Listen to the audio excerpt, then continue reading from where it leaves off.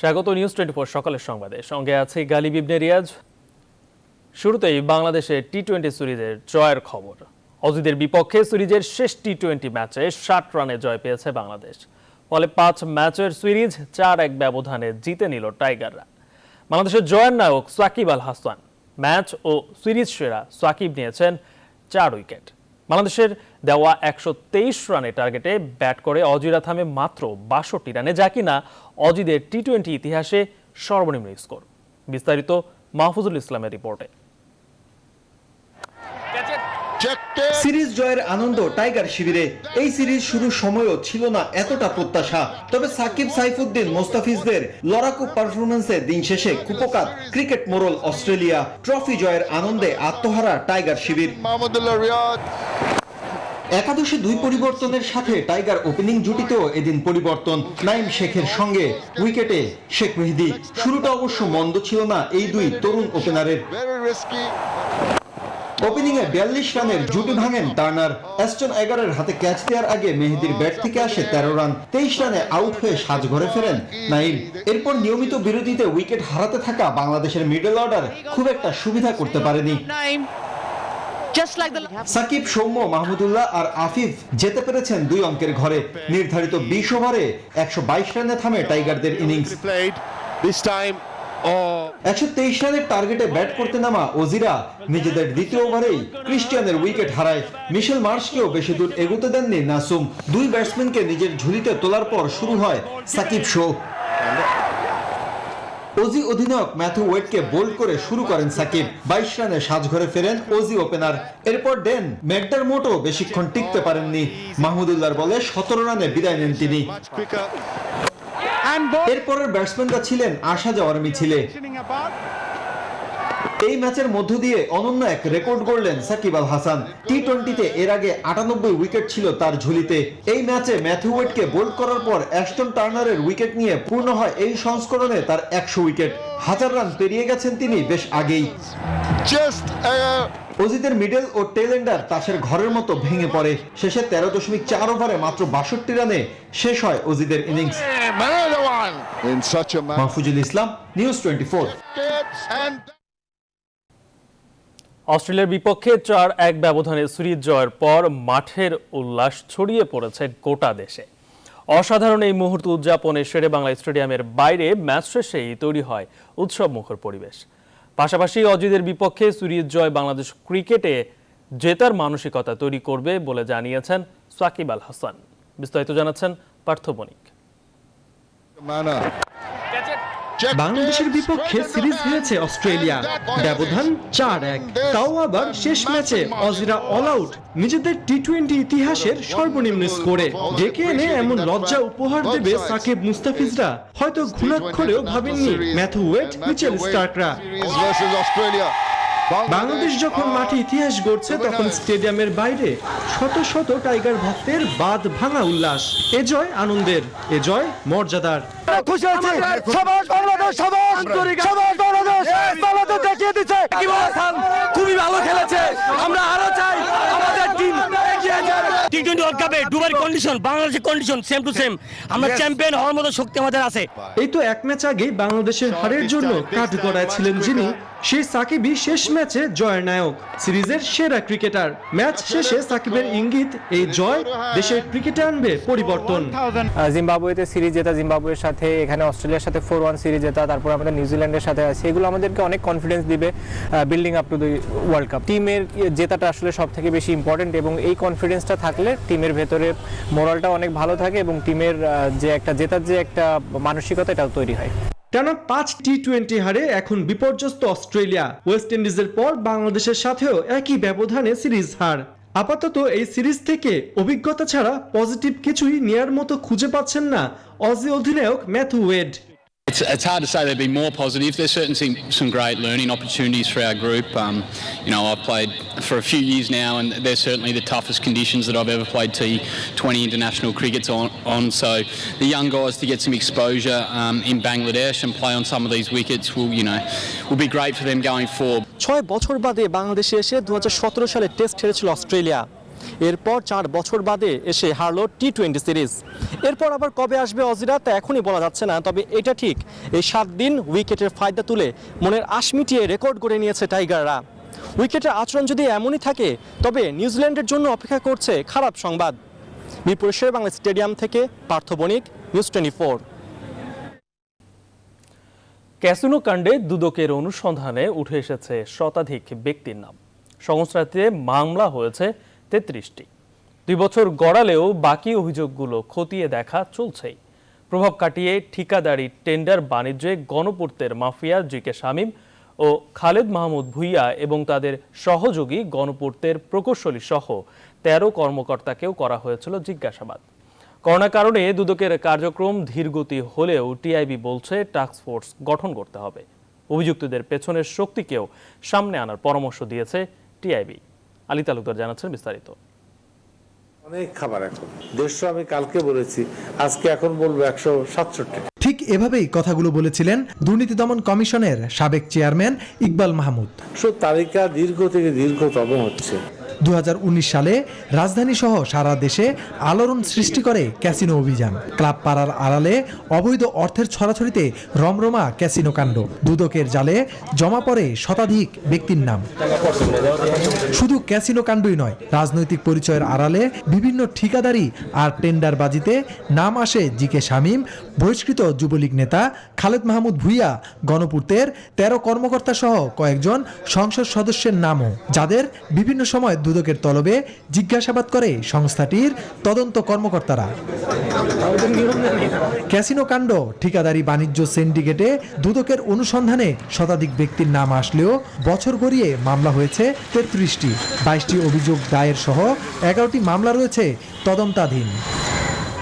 অভিযুক্তদের আশ্রয় প্রশ্রয় দেয়া নেপথ্যের প্রভাবশালী মাথাগুলো বের করার পরামর্শ টিআইবির। মাথাটা আসার মতো পরিবেশ যদি সৃষ্টি করা না যায়, দুদক শুধুমাত্র সংস্থা তাদের নিজস্ব এখতিয়ারের মধ্যে সেটা করে ফেলতে পারবে। শুধুমাত্র রেটরিক না, শুধুমাত্র বক্তৃতা নয়, শুধুমাত্র নির্দেশনা নয়, সেই নির্দেশনা বাস্তবায়নের জন্য একটা সুনির্দিষ্ট টাস্ক ফোর্স গঠন করা উচিত। তদন্ত সাপেক্ষে ব্যবস্থা নিতে বক্তব্য ও নির্দেশনাতেই সীমাবদ্ধ না থেকে দুদককে টাস্ক ফোর্স গঠনের আহ্বান জানিয়েছে টিআইবি। আলী তালুকদার, নিউজ 24, ঢাকা। মিথ্যাচার ও সম্মানহানির জন্য পরিমণির বিরুদ্ধে খুব শীঘ্রই মামলা করবেন ব্যবসায়ী ও জাতীয় পার্টির প্রেসিডিয়াম সদস্য নাসির মাহমুদ। গণমাধ্যমকে দেওয়া এক ভিডিও বার্তায় এসব কথা জানান তিনি। বলেন, পুলিশি তদন্তে সেদিনের প্রকৃত ঘটনা বেরিয়ে আসবে বলেও আশা নাসিরের। রিমান্ড শেষে মঙ্গলবার ফের আদালতে নেওয়া হবে মাদক মামলায় গ্রেপ্তার পরিমণিকে। এদিকে হেলেনা জাহাঙ্গীর, পরিমণি রাজ ও তাদের সহযোগীদের বিরুদ্ধে 10টি মামলার তদন্তভার চেয়ে পুলিশ সদর দপ্তরে চিঠি দিয়েছে র্যাব। নাইম আল জিকর প্রতিবেদন। 9 জুন মধ্যরাতে রাজধানী বোট ক্লাবে ঘটে যাওয়া ধর্ষণ ও হত্যা চেষ্টার অভিযোগ এনে প্রথমে সামাজিক যোগাযোগ মাধ্যম এবং পরে সংবাদ সম্মেলন করেন আলোচিত ও সমালোচিত চিত্রনায়িকা পরিমণি। অভিযোগ তোলেন জাতীয় পার্টির প্রেসিডিয়াম সদস্য ও ব্যবসায়ী নাসির মাহমুদ এবং অমির বিরুদ্ধে। ক্লাবটির সিসিটিভি ফুটেজেও দেখা যায় অচেতন অবস্থায় গাড়িতে করে পরিমণিকে নিয়ে যাওয়া হয়। সেই রাতেই অভিযোগ দিতে গেলে বনানী থানা পুলিশ তার অভিযোগ নেয়নি বলেও অভিযোগ তোলেন তিনি। পরে তার অভিযোগের ভিত্তিতে উত্তরের একটি বাসা থেকে নাসির ও অমিকে গ্রেফতার করে গোয়েন্দা পুলিশ। তাদের বিরুদ্ধে মামলা হয়। এরপরেই বোট ক্লাবের ভেতরে আরেকটি ভিডিও সামাজিক যোগাযোগ মাধ্যমে ভাইরাল হয়, যাতে পরিমণিকে মদ পান করতে দেখা যায় আর নাসির উদ্দিন মাহমুদ তাকে বাধা দেন। এই ঘটনার 1 মাস পর পরিমণির বাসায় অভিযান চালায় র্যাব। উদ্ধার করা হয় এলএসডি, বিপুল পরিমাণ ইয়াবা, মদ সহ বিভিন্ন ধরনের মাদক। গ্রেফতার হন পরিমণি। এই পরিপ্রেক্ষিতেই ব্যবসায়ী নাসির মাহমুদ এবার বলেন, তার বিরুদ্ধে আনা অভিযোগ সব মিথ্যে। পুলিশি তদন্তে সেদিনের প্রকৃত তথ্য বেরিয়ে আসবে। কিছু না করতেই আমার সম্পর্কে যেভাবে কত রকম অপপ্রচার করা হয়েছে, এতে আমার যে সামাজিক সম্মান এবং অবস্থান ভুলুণ্ঠিত হয়েছে, এটা কি আমি ফিরে পাবো? তার বিরুদ্ধে মিথ্যাচার ও সম্মানহানির জন্য মামলা করবেন তিনি। আমার প্রতি যে অন্যায় বা মিথ্যাচার করা হয়েছে, বিভিন্ন রকম আমাকে হয়রানি করা হয়েছে, এজন্য আমি একটি হয়রানি মামলা আমি করব। মঙ্গলবার রিমান্ড শেষে পরিমণিকে আদালতে হাজির করবে সিআইডি। নাইম আল জিকো, নিউজ 24, ঢাকা। দর্শক, মহামারী কালে আরও একটি সুখবরের খবর জানাবো এখন। সিলেটের জকিগঞ্জে নতুন একটি গ্যাস ক্ষেত্রের সন্ধান পেয়েছে রাষ্ট্রীয় প্রতিষ্ঠান বাপেক্স। প্রাথমিকভাবে ধারণা করা হচ্ছে এই গ্যাস ক্ষেত্রে 68 বিলিয়ন ঘনফুট গ্যাস মজুদ আছে, যেখান থেকে প্রতিদিন 10 মিলিয়ন ঘনফুট গ্যাস উত্তোলন করা সম্ভব। সংবাদ সচিবালয়ের সংবাদ গণমাধ্যমকে এসব তথ্য জানান বিদ্যুৎ, জ্বালানি ও খনিজ সম্পদ প্রতিমন্ত্রী নসরুল হামিদ। আরও জানাচ্ছেন সজল দাস। সিলেটের সীমান্তবর্তী জকিগঞ্জের আনন্দপুর গ্রামে সন্ধান মিলেছে দেশের 28তম গ্যাস ক্ষেত্রের, যেখানে মোট মজুদ 68 বিলিয়ন ঘনফুট গ্যাস আর প্রতিদিন উত্তোলন করা যাবে 10 মিলিয়ন ঘনফুট। কূপটিতে মোট 4টি স্তরে গ্যাস পাওয়ার সম্ভাবনা রয়েছে বলে মনে করছে বাপেক্স, যার প্রথম পর্যায়ের পরীক্ষা চলমান। সোমবার সচিবালয়ে মন্ত্রণালয়ের সভাকক্ষে গণমাধ্যমকে এসব তথ্য জানান বিদ্যুৎ, জ্বালানি ও খনিজ সম্পদ প্রতিমন্ত্রী নসরুল হামিদ। আমাদের নতুন করে একটি গ্যাস ফিল্ড বাপেক্সের মাধ্যমে আবিষ্কৃত হয়েছে এবং এটার যে মজুদ আমরা এই পর্যন্ত যা পেয়েছি প্রায় 68 বিসিএফ গ্যাস এখানে মজুদ আছে। প্রায় 12 থেকে 13 বছর পর্যন্ত আমরা গ্যাস উত্তোলন করতে পারবো। প্রতিমন্ত্রী বলেন, আরও 3টি স্থানে গ্যাসের অনুসন্ধান চলছে। পাইপলাইন স্থাপন সহ সব কাজ শেষ করে এই গ্যাস উত্তোলনে আরও অন্তত 2 বছর সময় লাগতে পারে। আওয়ামী লীগ সরকার 2009 সালে যখন ক্ষমতায় আসলেন, সেই সময় আমাদের গ্যাসের প্রাপ্তি ছিল প্রায় 1400 MMCF গ্যাস। বর্তমানে আমরা প্রায় 2500 MMCF গ্যাস আমরা নিচ্ছি। বাংলাদেশে এখন পর্যন্ত আবিষ্কৃত গ্যাস ক্ষেত্রের সংখ্যা 27, যেখানে মজুদের পরিমাণ 21.4 TCF। আরও 6 TCF রয়েছে সম্ভাব্য মজুদ, যা দেশের শিল্পক্ষেত্র সহ সার্বিক উন্নয়নে ভূমিকা রাখবে বলেই মত সংশ্লিষ্টদের। বিদ্যুৎ এবং জ্বালানি ক্ষেত্রে নিরবিচ্ছিন্ন আছে। আমাদের আগামী চ্যালেঞ্জ হলো এফোর্ডেবল, আনইন্টারাপ্টেড এবং সাস্টেনেবল জ্বালানি দেওয়া। সজল দাস, নিউজ 24, ঢাকা।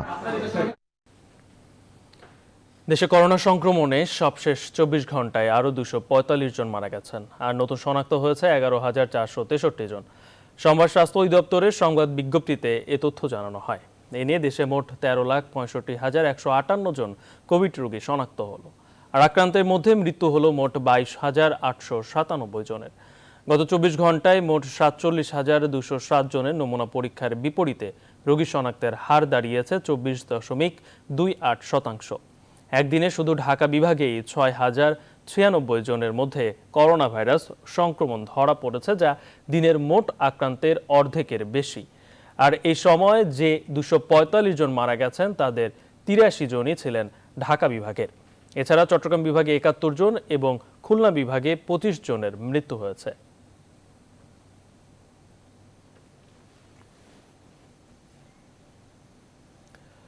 গণটিকা কার্যক্রম নিয়ে অভিযোগের শেষ নেই মানুষের। পাড়া মহল্লার গণটিকায় প্রয়োগে স্বজন প্রীতির অভিযোগ করে সাধারণ মানুষ বলছে, শৃঙ্খলা মেনে ঘন্টার পর ঘন্টা অপেক্ষা করলেও টিকা মিলছে না তাদের। তবে স্বজন প্রীতির অভিযোগ উড়িয়ে দিয়ে কেন্দ্রের দায়িত্বপ্রাপ্তরা বলছেন, সীমিত সংখ্যক ডোজের বিপরীতে কয়েক গুণ মানুষ থাকায় সমস্যা তৈরি হয়েছে। আর স্বাস্থ্যমন্ত্রী বলেছেন, পরিস্থিতি সামাল দিতে 15 আগস্টের মধ্যে দেশে আসবে আরও 54 লাখ টিকা। আরিফিন শাকিল জানাচ্ছেন বিস্তারিত। ক্ষণে ক্ষণে তৈরি হয় এই বাকবিতণ্ডার পিছনে রয়েছে 6 ঘন্টার অপেক্ষার যন্ত্রণা। সকাল 9টা কেন্দ্র খুললেও টিকা গ্রহণকারীদের অপেক্ষা শুরু হয় কাক ঢাকা ভোরে। 350 টিকা দেওয়ার সক্ষমতা থাকা রাজধানীর হাতিরপুল বাজারের এই টিকা কেন্দ্র গেল 2 দিন ধরে মানুষের উপচে পড়া ভিড় দেখা গেছে। সাধারণ মানুষের অভিযোগ, সীমিত সংখ্যক টিকার হিসাব অনুযায়ী সকালে তাদের সিরিয়াল নম্বর দেওয়া হয়, কিন্তু স্বজনপ্রীতির কারণে বেশিক্ষণ সেই সিরিয়াল নম্বর অনুসরণ করা হয়নি। দুপুর 12টায় টিকা শেষ বলে মূল ফটক বন্ধ করে দেয় কর্তৃপক্ষ। চরম ভোগান্তিতে পড়ে সাধারণ মানুষ। 500 থেকে আইসা সিরিয়াল দাঁড়াইছি, ওনার নাম্বার দিল 135। আবার কতক্ষণ পরে আইসা বলে যে 150 জন লোক নেওয়া হবে, হ্যাঁ বেশি অতিরিক্ত যারা আছেন তারা চলে যান। কেন্দ্রের সাথে যারা জড়িত আছে তারা নিজস্ব লোক ঢুকে দিচ্ছে। এখানে যেভাবে দিতেছে আরো আমাদের করোনা আগে যা ছিল তার থেকে মনে হয় বাড়বে। তবে অভিযোগ অস্বীকার করে স্থানীয় কাউন্সিলর বলেন, প্রথম দিন স্বজনপ্রীতি হলেও এখন সেই সমস্যা কেটে গেছে। আর ব্র্যাকের সমন্বয়ক বলছেন, এত স্বল্প সক্ষমতা দিয়ে এত মানুষকে টিকা দেওয়া সম্ভব নয়। একজন অফিসার সরাসরি নাম্বারিং করতেছে, নাম্বারিং করে উপরে পাঠাচ্ছে। কেউ এখানে ইভেন আমি লোক পাঠাচ্ছি, আমাকেও আমার লোক কেউ দেয়নি। মানে এখন আর এটা হচ্ছে না। 350 আমরা 350 নিয়েছি, না কোনো ধরনের স্বজনপ্রীতি নাই। দিনের শুরুতে ভ্যাকসিন কার্যক্রমে ধীরগতি থাকলেও দুপুর নাগাদ কোনো ভোগান্তি ছাড়াই মানুষ টিকা দিয়েছে শেখ রাসেল গ্যাস্ট্রিক হাসপাতালে। আর এখানে আসছি 5 মিনিট লাগছে সর্বোচ্চ। ওভারঅল তাদের সহযোগিতা অনেক ভালো ছিল। সচিবালয় স্বাস্থ্যমন্ত্রী বলেছেন টিকা চাহিদা মেটাতে 54 লাখ টিকা আসবে আগামী সপ্তাহে।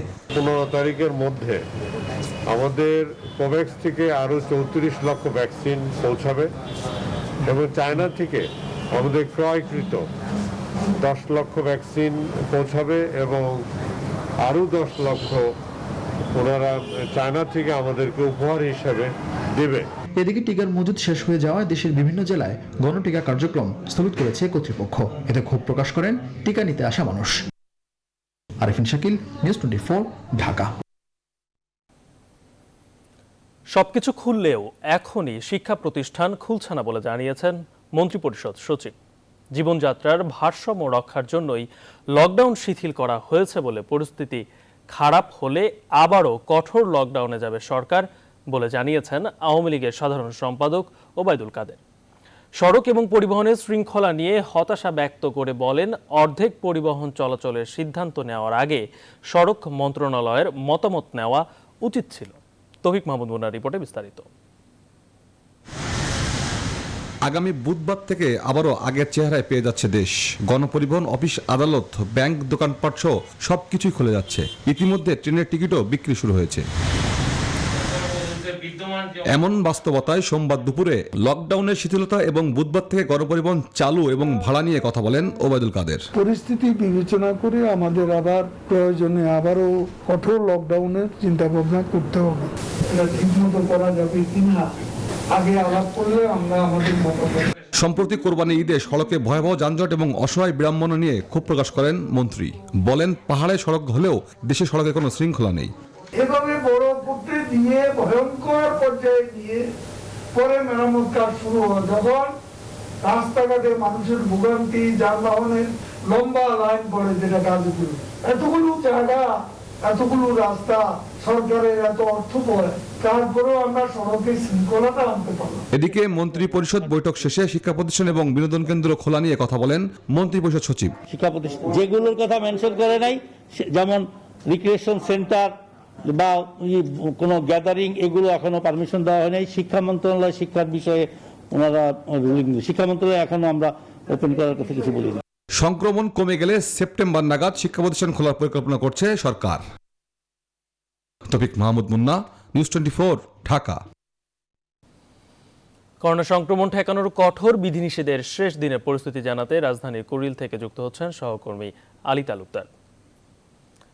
আলী, লকডাউনের তো আজকে শেষ দিন, তো রাজধানীর পরিস্থিতি আপনি কেমন দেখছেন?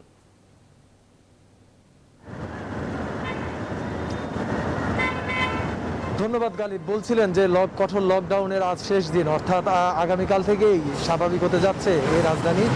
এবং এই রাজধানীতে যেই বিষয়গুলো আগে আমরা দেখেছি, যে রাস্তায় প্রচুর যানজট এবং মানুষের চলাচল, সেই বিষয়গুলো কিন্তু আগামীকাল থেকে আবার দেখা যাবে। অর্থাৎ রাজধানী ঢাকা তার আগের রূপেই ফিরে আসবে। তো এই কঠোর লকডাউনের বিষয় যদি বলা যায়, যে এই আগামীকালকের এই আগের দিনটি এবং তারও আগের থেকে আমরা লক্ষ্য করেছি যে সাধারণ মানুষ এই কঠোর লকডাউন আসলে কিভাবে মেনে চলেছেন এবং তারা কতটা বাধ্য হয়েছিলেন সেই লকডাউনগুলো মেনে চলতে, বিধিনিষেধ মেনে চলতে।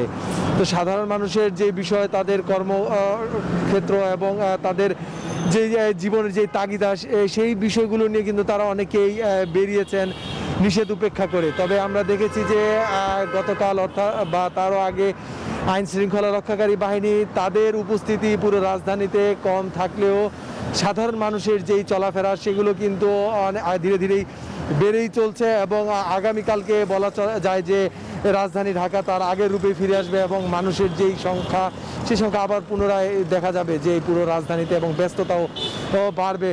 তো এই ছিল আমার কাছে লকডাউনের সর্বশেষ খবর। গালিব। আলী, আপনাকে ধন্যবাদ।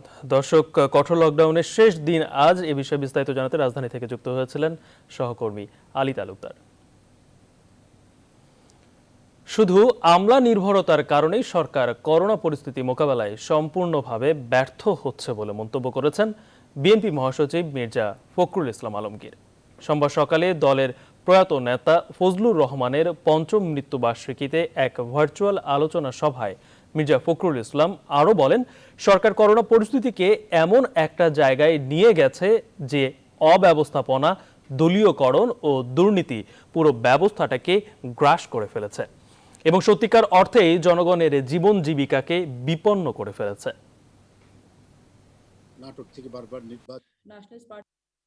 আজকে করোনা পরিস্থিতিকে এমন একটা জায়গায় নিয়ে গেছেন যে জায়গায় এক কথায় বলা চলে যে সম্পূর্ণ অব্যবস্থাপনা, একেবারে সংকীর্ণতা, দলীয় সংকীর্ণতা, দলীয়করণ এবং দুর্নীতি আজকে সমগ্র ব্যবস্থাটাকে গ্রাস করে ফেলেছে। জাতীয় শোক দিবস উপলক্ষে সোমবার গোপালগঞ্জের কোটালীপাড়ায় অসহায় কর্মহীন মানুষ ও শিক্ষার্থীদের মাঝে খাদ্য সামগ্রী ও শিক্ষা উপকরণ বিতরণ করেছে শেখ রাসেল ক্রীড়া চক্র। বিভিন্ন ইউনিয়ন পরিষদ, উপজেলা কর্মকর্তা ও জনপ্রতিনিধিরা এমন উদ্যোগ গ্রহণের জন্য বসুন্ধরা গ্রুপের ব্যবস্থাপনা পরিচালক ও শেখ রাসেল ক্রীড়া চক্রের চেয়ারম্যান সায়েম সোবহান আনভিকে ধন্যবাদ জানান। গোপালগঞ্জ থেকে রিশাদ হাসান জানাচ্ছেন বিস্তারিত। সোমবার সকালে কোটালীপাড়া পৌরসভা সম্মেলন কক্ষে শিক্ষার্থীদের মাঝে শিক্ষা উপকরণ বিতরণের মধ্য দিয়ে শুরু হয় জাতীয় শোক দিবস উপলক্ষে শেখ রাসেল ক্রীড়া চক্রের কর্মসূচি। নতুন শিক্ষা উপকরণ পেয়ে অত্যন্ত আনন্দ প্রকাশ করে শিক্ষার্থীরা। পড়াশোনার যে একটা গতি কমে গেছিল, এই উপকরণ আমরা ওই গতিটা আবার ফিরে পেয়েছি। আমরা যে শেখ রাসেল ক্রীড়া চক্র থেকে যে উপহার পেয়েছি তা পেয়ে আমরা অনেক খুশি। শিক্ষার অগ্রযাত্রায় ভূমিকা রাখায় শেখ রাসেল ক্রীড়া চক্রের চেয়ারম্যান সায়েম সোবহান আনভিরের প্রতি কৃতজ্ঞতা জানান পৌরসভা মেয়র, স্কুলের প্রধান শিক্ষক সহ উপস্থিত বক্তারা। আমরা বুঝলাম এবং জানলাম যে বসুন্ধরা গ্রুপের এমডি সাহেব আমাদেরকে কত ভালোবাসেন। আমাদের কোটালীপাড়ার মতো এলাকায় বসুন্ধরা গ্রুপের উপস্থিতি আমাদেরকে অবশ্যই আশান্বিত করেছে। এরপর শুরু হয় টানা খাদ্য সামগ্রী বিতরণ কর্মসূচি। গোপালগঞ্জ জেলার কোটালীপাড়া উপজেলার বিভিন্ন প্রত্যন্ত অঞ্চলে অসহায় ও কর্মহীন মানুষের মাঝে বিতরণ করা হয় খাদ্য সামগ্রী। দুপুরে পুনর্বাসিত ভিক্ষুক ও কর্মহীনদের মাঝে বিতরণ করা হয় খাদ্য সামগ্রী। কুশলা ইউনিয়ন পরিষদের কর্মকর্তা জানান, দেশের অর্থনীতিতে বড় অবদান রাখছে বসুন্ধরা গ্রুপ। আমাদের যুব সম্প্রদায় তারা আরো উৎসাহিত হবে, অনুপ্রাণিত হবে। পাশাপাশি আমরা যারা এর সাথে আমাদের জনপ্রতিনিধি, বিভাগীয় কমিশনার, জেলা প্রশাসক সহ যারা এর সাথে সম্পৃক্ত রয়েছি, আমরাও আরো উজ্জীবিত হব। আমি কুশলা ইউনিয়নের পক্ষ থেকে তাদের আন্তরিক অভিবাদন এবং কৃতজ্ঞতা জানাই। মানবতা ও শান্তি স্লোগান নিয়ে যাত্রা শুরু করা শেখ রাসেল ক্রীড়া চক্রের চেয়ারম্যান সায়েম সোবহান আনভিরের প্রতি কৃতজ্ঞতা জানান সাহায্যপ্রাপ্তরা। তাদের জন্য আমি 5 ওয়াক্ত নামাজ পড়ে দোয়া করব যাতে তাদের আল্লাহ রহমত নাযিল করে। দান পেয়ে খুশি হয়েছি এবং এই দান যে করছে তাকে ভালো রেখো। আমি প্রতিবন্ধী হরশিদ মজুমদার, তার সুস্বাস্থ্য কামনা করি। তাই সন্তান পালতে আছে, আমরা তাদের সন্তান, আমরা বেকায়দায় পড়ছি, হেরানাও পালতে আছে। করোনাকালে কেউ যখন পাশে দাঁড়ায় না, তখন শেখ রাসেল ক্রীড়া চক্র সব সময় থাকবে জনগণের পাশে বলে জানান পরিচালক বৃন্দ। মাননীয় প্রধানমন্ত্রীর নির্বাচনী এলাকা, মাননীয় প্রধানমন্ত্রী যেভাবে উদার মনের মানুষ, আমার যেটা মনে হয়েছে ওনার নির্বাচনী এলাকায় যারা আছেন সবাই উদার মনের মানুষ। প্রায় 40 জনের একটি টিম এসেছে এবং তারা বিভিন্ন জায়গায় আমাদের সাথে প্রোগ্রামে অ্যাটেন্ড করছে। আমি তাকে আন্তরিক অভিনন্দন জানাই। সোমবার শিক্ষা উপকরণ ও খাদ্য সহায়তা প্রদান করা হয়েছে হিরন ইউনিয়ন, কুশলা ইউনিয়ন, মনোহর মার্কেট ইউনিয়ন পরিষদ, কলাবাড়ি ইউনিয়ন, রামশিল ইউনিয়ন পরিষদ ও কান্দি ইউনিয়নে। রিশাদ হাসান, নিউজ 24, গোপালগঞ্জ। এবারে শোকাবহ আগস্ট।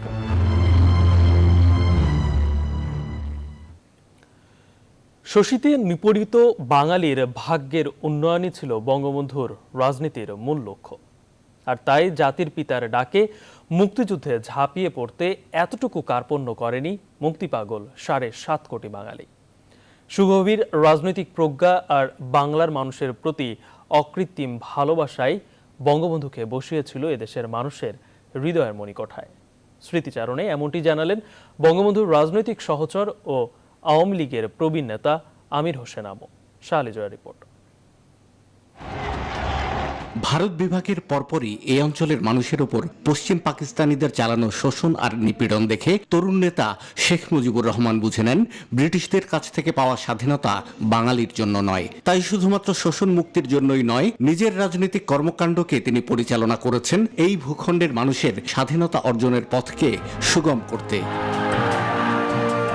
52 ভাষা আন্দোলন, 66তে মুক্তির সনদ, 6 দফা প্রণয়ন, 69-এর গণ অভ্যুত্থান, এ সকল আন্দোলনের নেতৃত্ব দেওয়ার মধ্য দিয়েই তিনি ক্ষেত্র রচনা করেন বাংলাদেশের স্বাধীনতার।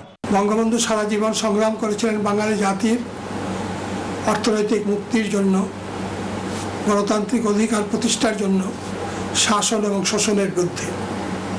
তার এই দীর্ঘ সংগ্রামের পথ ধরেই বাঙালি জাতি তার প্রতি অকুণ্ঠ শ্রদ্ধা এবং সমর্থন জ্ঞাপন করেছিল বলেই তার নেতৃত্বে তার ডাকে সাড়া দিয়ে দীর্ঘ 9 মাসের সশস্ত্র মুক্তি সংগ্রামের মধ্য দিয়ে আমরা এই স্বাধীনতা অর্জন করেছিলাম। 71-এ পাকিস্তানি শাসন আর শোষণ থেকে মুক্ত হওয়ার পর দেশের মানুষের রাজনৈতিক অধিকার নিশ্চিত করতে বিশ্বের ইতিহাসে দ্রুততম সময়ের মধ্যে বঙ্গবন্ধু প্রণয়ন করেন বাংলাদেশের সংবিধান। সেই সংবিধানের মধ্যেই বাংলাদেশের মূল লক্ষ্য, উদ্দেশ্য, আদর্শ সবকিছু পরিণত ছিল। যে জাতীয় চার মূল সেটাই ছিল বঙ্গবন্ধুর লক্ষ্য এবং উদ্দেশ্য এবং আদর্শ। বাঙালি জাতীয়তাবাদের মাধ্যমে গণতান্ত্রিক পন্থায় শোষণমুক্ত সমাজ ব্যবস্থা কায়েমই ছিল বঙ্গবন্ধুর মূল লক্ষ্য। শুরু হয় অর্থনৈতিক মুক্তির সংগ্রাম, নেতৃত্বে স্বয়ং জাতির জনক। বাঙালি জাতি আত্মপ্রকাশ করবে মর্যাদাশীল জাতি হিসাবে পৃথিবীর বুকে, এটাই ছিল বঙ্গবন্ধুর স্বপ্ন। এবং সেই আশা আকাঙ্ক্ষায় বাস্তবে রূপ দেওয়ার জন্য, অর্থনৈতিক মুক্তি দেওয়ার জন্য 3.5 বছরের মাথায় তিনি দ্বিতীয় বিপ্লবের কর্মসূচি ঘোষণা করেছিলেন।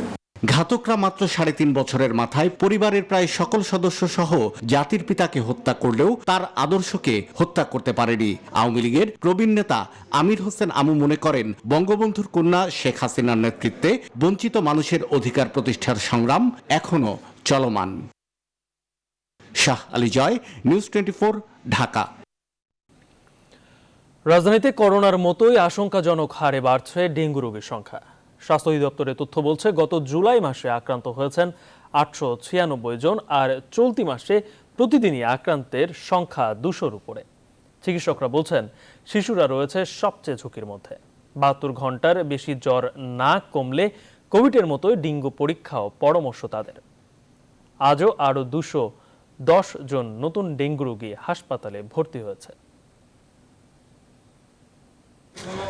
রাজধানীতে কিছুতেই যেন কমছে না মশার উপদ্রব। এবারের বর্ষা মৌসুমে থেমে থেমে হচ্ছে বৃষ্টিপাত, যার ফলাফল বিভিন্ন খোলা পাত্র আর টবে জমছে পানি।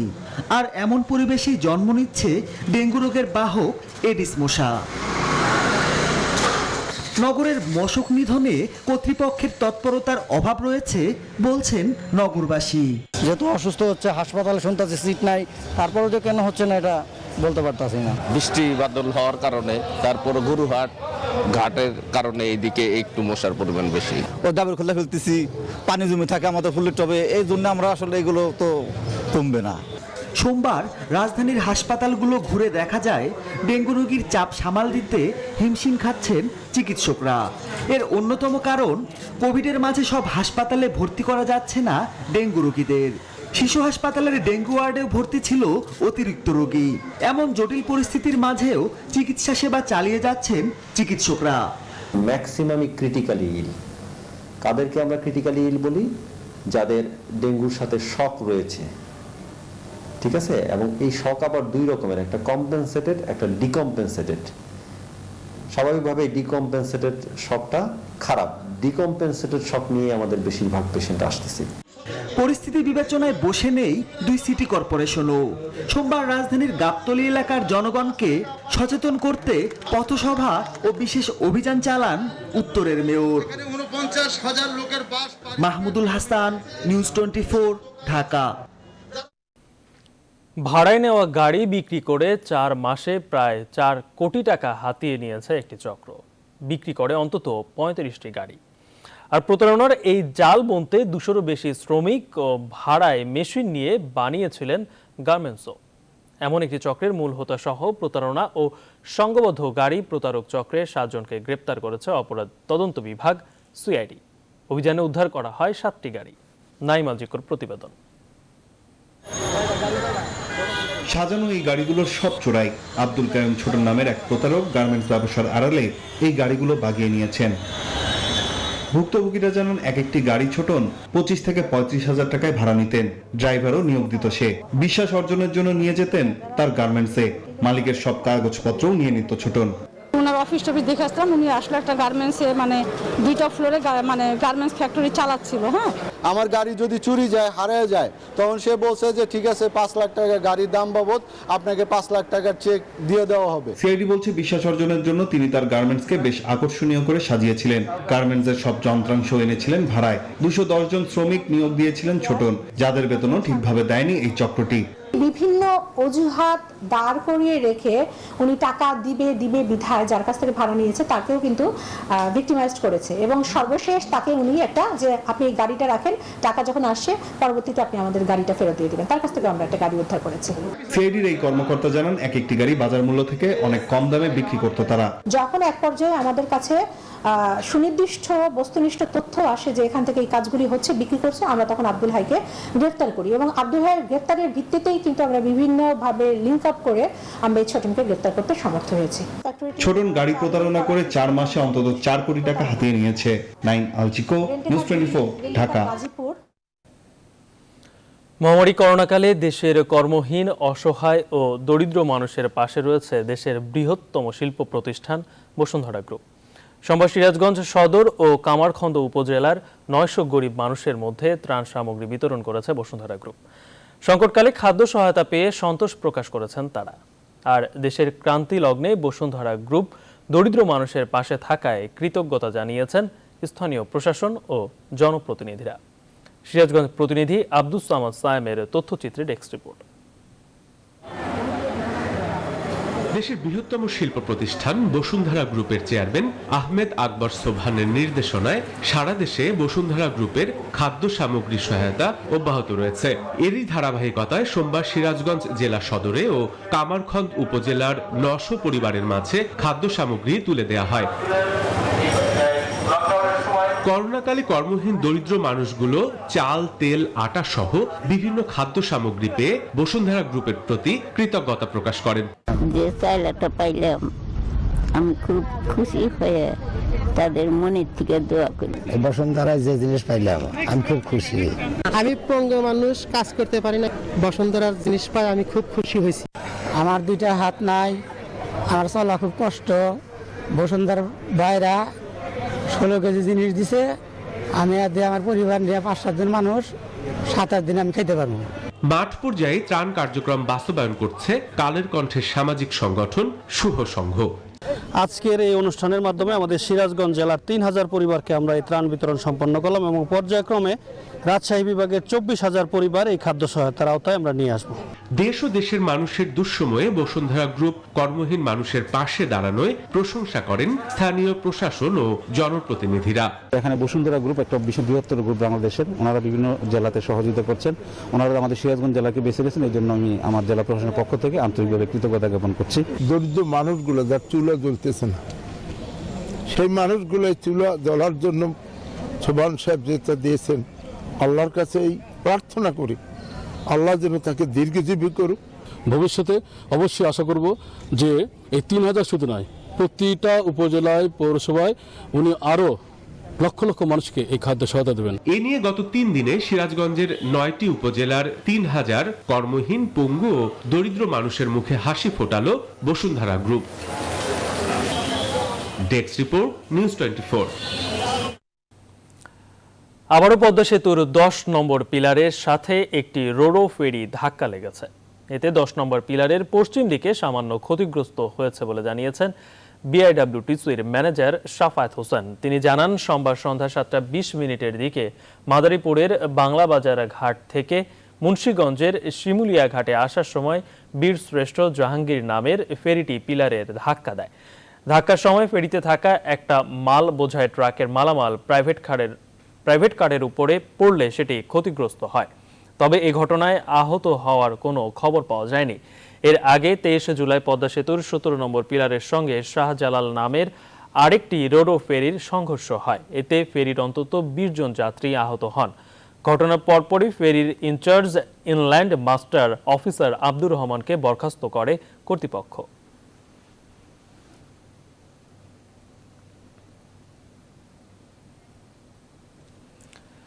কাঁদলেন নারায়ণগঞ্জের সংসদ সদস্য AKM শামীম ওসমান। পরিবারের পূর্বপুরুষ এবং বিভিন্ন মুক্তিযোদ্ধা ও সাধারণের কবরস্থানের পাশে শ্মশান থেকে মরদেহ পোড়ানোর মাটি এনে ঢেকে দেওয়ায় ঘটনায় তিনি হতাশা প্রকাশ করেছেন। অভিযোগ, কবরের ওপর দিয়ে কবরস্থানে চলাচলের রাস্তা তৈরি করেছে নারায়ণগঞ্জ সিটি কর্পোরেশন। সোমবার বাদ জোহর মাজদাইর কবরস্থানে পূর্বপুরুষদের কবর জিয়ারত করতে যান এমপি শামীম ওসমান। ওই সময় কবরগুলো এই অবস্থায় দেখেন তিনি। শামীম ওসমান কবরস্থানে মুষড়ে পড়েছেন এই খবর পেয়ে ঘটনাস্থলে যান গণমাধ্যম কর্মীরা। এ সময় ক্ষোভ প্রকাশ করে শ্মশানের মাটি দিয়ে ভরাটকৃত সবগুলো কবর পূর্বের অবস্থায় ফিরিয়ে আনতে সংশ্লিষ্টদের নির্দেশ দিয়েছেন শামীম ওসমান। এ বিষয়ে ক্ষোভ প্রকাশ করেছেন নারায়ণগঞ্জের আলেম সমাজও। আমরা যেমন চাবো না যে মুসলমানের কবরের কোনো মাটি নিয়ে শ্মশানে দেওয়া হোক, যেটা তারা পছন্দ করবেন না, এটা উচিত না। সেই শ্মশানের মাটিগুলি দিয়ে এই কবরগুলিকে ভরা হয়েছে, পিছনের কবরগুলিকে পর্যন্ত এই মাটিগুলি দেওয়া হয়েছে। কেন? আপনারা নিজেরা ভবিষ্যতে আযাবের থেকে বাঁচার জন্য যেই ধর্মই করেন না কেন, সৃষ্টিকর্তার ক্ষোভের থেকে বাঁচার জন্য যেই অবস্থায় ছিল কবরগুলিকে সেই অবস্থায় ফিরিয়ে নিয়ে আসেন। চলচ্চিত্র শিল্পের হারানো ঐতিহ্য ফিরিয়ে আনতে সরকারের 1000 কোটি টাকা ঋণ তহবিলের কার্যক্রম শুরু হচ্ছে খুব শীঘ্রই। এরই মধ্যে সমস্ত তফসিলি ব্যাংকে চিঠি পাঠানো হয়েছে বলে জানান তথ্যমন্ত্রী ডক্টর হাসান মাহমুদ। সিনেমা সংশ্লিষ্টরা বলছেন খুব শীঘ্রই হতাশা কাটবে বাংলা সিনেমার। বিস্তারিত জানাচ্ছেন ফাতেমা কাউসার। প্রদর্শক সমিতির তথ্য মতে সাদা কালো যুগ পরবর্তী 90 দশকে দেশের সিনেমা হলের সংখ্যা ছিল 1435টি। কমতে কমতে বছর দুয়েক আগে সংখ্যা দাঁড়ায় 260টিতে। বিশেষ দিনে যা বেড়ে হতো 300, কিন্তু চলতি বছরের সংখ্যাটা মাত্র 68। আরও অবাক করা তথ্য, দেশে 25 জেলায় এখন আর নেই কোনো সিনেমা হল। এমন বাস্তবতায় সরকার স্বল্প সুদে দীর্ঘমেয়াদে ঋণ দিতে 1000 কোটি টাকার তহবিল গঠন করেছেন, যেই খবর হল মালিকদের দিয়েছে স্বস্তি। আগামী 2-3 মাসের মধ্যে এর কার্যক্রম শুরু হচ্ছে বলে জানান তথ্যমন্ত্রী ডক্টর হাসান মাহমুদ। সব তফসিলি ব্যাংকে অনেক আগেই চিঠি দিয়ে দেওয়া হয়েছে এই তহবিল গঠনের ব্যাপারে। সুতরাং যে কোনো তফসিলি ব্যাংক থেকে হল মালিক কিংবা নতুন হল যারা করতে চায় তারা এই সহজ শর্তে লোনের সুবিধাটা নিতে পারেন। আমি দৃঢ়ভাবে বিশ্বাস করি যে পরিস্থিতি স্বাভাবিক হলে এটির সুফল সবাই পাবে, সংশ্লিষ্টরা পাবে। প্রতিটি ঋণ গ্রহীতা একক সিনেমা হলের বিপরীতে সর্বাধিক 5 কোটি টাকা ঋণ পেতে সক্ষম হবেন। হল মালিকদের ঋণ পেতে সকল ধরনের সহযোগিতার কথা জানান বাংলাদেশ চলচ্চিত্র প্রদর্শক সমিতির নেতারা। যে প্রত্যেকটি সেক্টরের সাথে আমাদের একটি বৈঠক হবে, বৈঠক করার পরে আমরা খুব দ্রুত সেপ্টেম্বরের মধ্যে এই সুফলটা যাতে প্রত্যেকটা সিনেমা হল পায় এবং কম সুদে। যেমন আমাদের বাংলাদেশ ব্যাংক 4% সুদে দিয়েছিল, আমরা সেখানে 2% সুদে আমরা চেয়েছি। আমাদের এখানে 8 বছরের জন্য দিয়েছিল, আমরা সেখানে 20 বছর চেয়েছি। আমাদের জন্য ছবি দরকারও আছে, কারণ আমরা তো ঋণটা পরিশোধ করতে হবে। হ্যাঁ, যে অনুদানটা দিলে সেটা আমরা পরিশোধ করে দেবো। তো আমরা সেই ক্ষেত্রে বলেছি যে ভালো ভালো ছবি তৈরি করে ক্ষেত্রে প্রযোজকদেরকে সহযোগিতা করতে হবে, আমরা প্রযোজকদের পাশেও থাকবো। চলচ্চিত্র শিল্পের হারানো ঐতিহ্য ফিরিয়ে আনতে সরকারের এই উদ্যোগ কতটা কাজে লাগবে তা সময় বলে দিবে। আমাদের সরকারের কাছে আবেদন জানিয়েছি। ফাতেমা কাউসার, নিউজ 24, ঢাকা। এবারে ফার্স্ট সিকিউরিটি ইসলামী ব্যাংক অর্থ বাণিজ্যের সংবাদ। বঙ্গমাতা শেখ ফজিলাতুন্নেসা মুজিবের 91তম জন্মদিন উদযাপনের অংশ হিসাবে 2000 দুস্থ নারীকে নগদের মাধ্যমে 2000 টাকা করে উপহার দিয়েছেন প্রধানমন্ত্রী শেখ হাসিনা। মহিলা ও শিশু বিষয়ক মন্ত্রণালয় ভার্চুয়াল এ অনুষ্ঠানের আয়োজন করে। গণভবন থেকে প্রধানমন্ত্রী শেখ হাসিনা অনুষ্ঠানে প্রধান অতিথি হিসেবে যুক্ত থেকে দুস্থ নারীদের উপহারের অর্থ প্রদান করেন। বঙ্গমাতার জন্মদিনে এমন একটি উদ্যোগের সঙ্গে যুক্ত থাকতে পেরে নগদ পরিবার গর্বিত বলে জানান প্রতিষ্ঠানটির ব্যবস্থাপনা পরিচালক তানভীর এ মিশুক।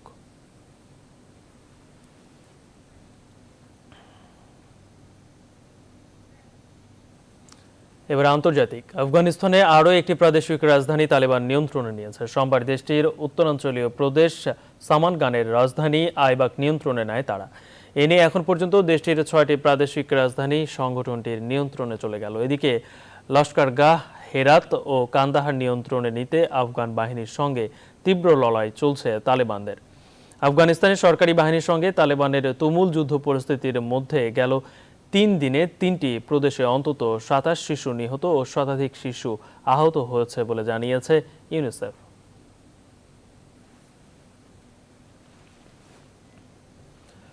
পশ্চিমবঙ্গে করোনা গ্রাফ অনেকটাই নিম্নমুখী। প্রতিদিনই একটু একটু করে কমছে দৈনিক শনাক্তের সংখ্যা। আর ভাইরাসটির সংক্রমণের হার নিম্নমুখী হওয়ার কারণ হিসেবে বিশেষজ্ঞরা মনে করছেন রাজ্য সরকারের পাশাপাশি সাধারণ জনগণের মধ্যেও করোনা নিয়ে সচেতনতা আগের চেয়ে অনেকটাই বেড়েছে। কলকাতা থেকে বিস্তারিত জানাচ্ছেন ভাস্কর সর্দার।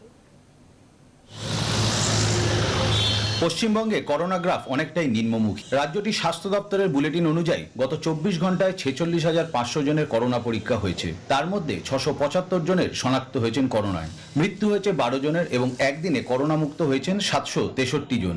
এতটা নিম্নমুখী হওয়ার কারণ হিসেবে রাজ্যের করোনা বিশেষজ্ঞরা মনে করছেন রাজ্য সরকারের পাশাপাশি পশ্চিমবঙ্গের জনগণের মধ্যেও বেড়েছে করোনা সচেতনতা।